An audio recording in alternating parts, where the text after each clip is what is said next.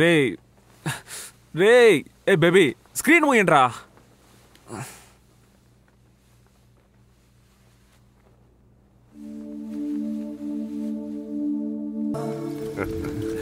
All the best.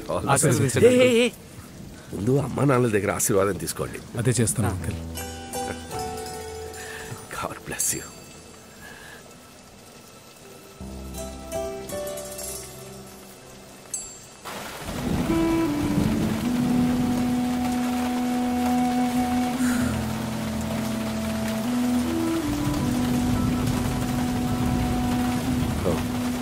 ఎక్కడికి వెళ్ళాలమ్మా? గౌతమ్ ఆఫీస్కి వెళ్ళాలంటే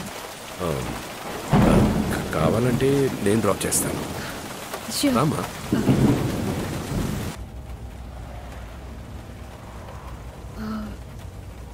గౌతమ్ రాలేదే అంకుల్? వాడెలా వస్తాడమ్మా?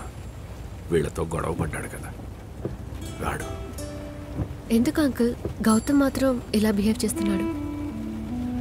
దానికి కారణం నేనేనమ్మా.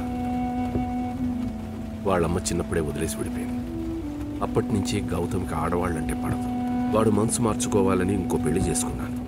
అది వాడికి నచ్చలేదు. రా గౌతమ్, బ్యాగ్ ఇలా ఇవ్వు నాన్న.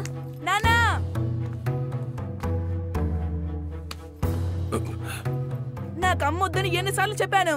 నీకు ఒక్కసారి పడితే బుద్ధి రాదా? గౌతమ్ నన్ను ద్వేషించడం మొదలు పెట్టాడు.